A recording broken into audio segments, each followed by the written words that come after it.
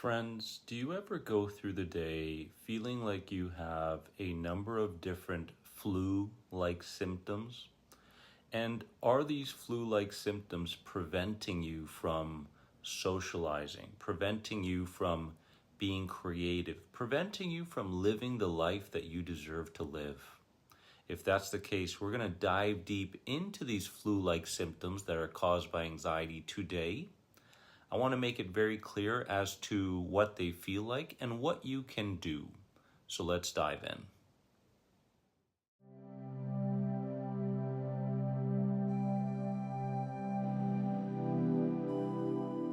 Friends, welcome to another important video on my channel. Please subscribe and hit the bell for all the notifications. And if you want to learn more about any of my anxiety recovery programs, click right here. Now, we don't often recognize that anxiety, nervous system dysregulation, fatigue to a high degree can cause a number of flu-like symptoms.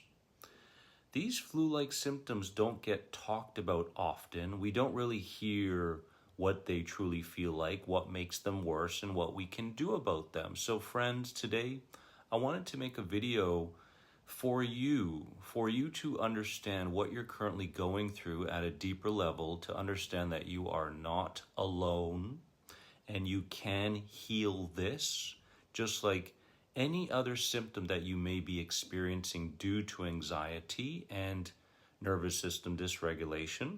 You can heal these things for good. But first, let's understand why these particular symptoms happen. Anxiety can cause flu-like symptoms due to stress-induced inflammation and a nervous system that is in overdrive. And what this does is it mimics illness without infection, okay? It mimics illness without infection. That's why you see so many people going on Google, checking search engines, sharing symptoms on places like Reddit. These are things that you don't want to particularly fall into the pattern of, but you do want to understand what the underlying reasons for these symptoms are, right?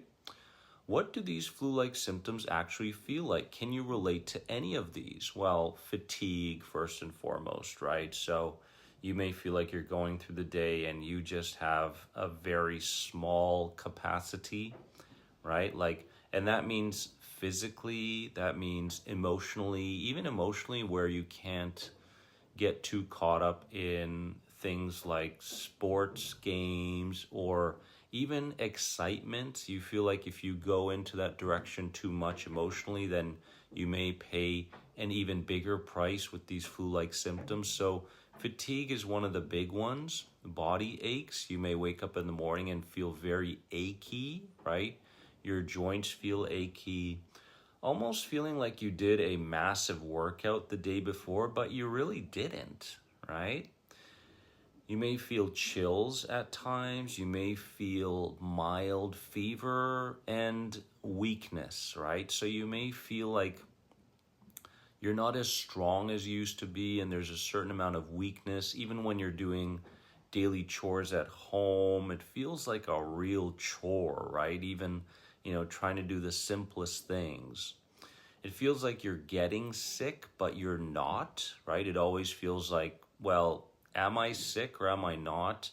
And often what people tend to do is they take lozenges for this, they take flu medication for it, and it helps them mentally kind of cope with the symptoms, but it doesn't necessarily take them away, right? If this feels like you, then really you're going through these exact flu-like symptoms that are caused by nervous system dysregulation and anxiety. A lot of times we can go, oh my God, can anxiety really cause this? Well, truly it can. If you're in a state of constant survival and you're doing all the right things, but your body just doesn't want to leave that survival state, right?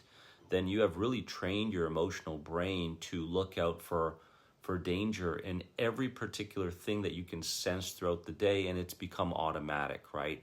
And these can provoke flu-like symptoms. But what makes it worse? What makes it worse? Lack of sleep. Lack of sleep, okay?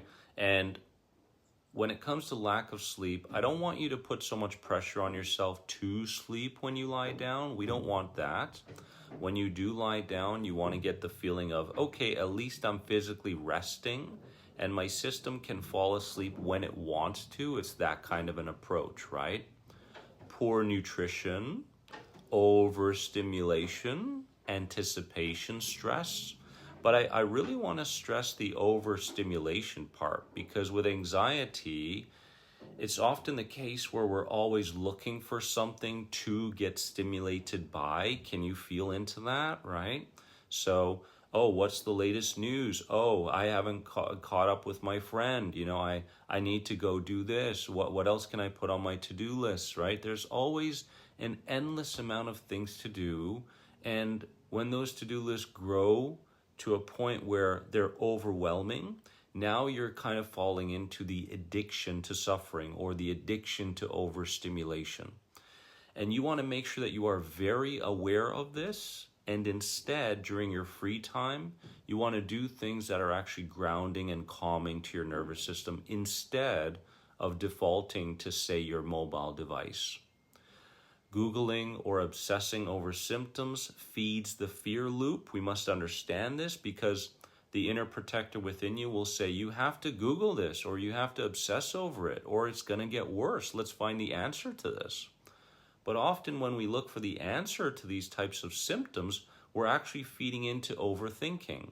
And this overwhelms our systems even more, which keeps us in a chronic state of anxiety, right? So often we have to look at what's going on and what we're doing from the outside and say, is this really keeping me on the path towards true recovery and nervous system regulation, anxiety healing? Is it actually? Or is it a continued pattern that I now see more deeply that is actually contributing to more anxiety? That's a more than anxiety moment right there, my friends, right? But the most important thing I want you to take from this video is this. What helps? Focus on calming your nervous system, not eliminating every symptom, okay? You are in the process of retraining your brain. You are in the process of reprogramming your mind and body into safety in all situations that you encounter throughout the day. This is a process. It takes time.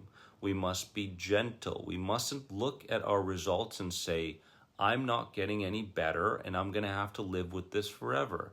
No, that's not you.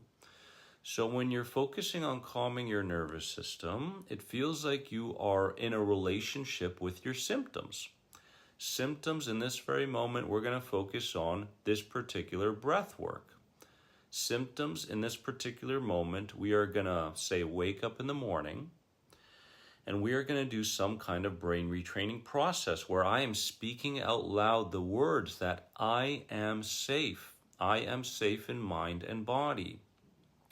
We are safe in all our encounters today. Life is safe to be lived. It is safe to embark on peace and relaxation.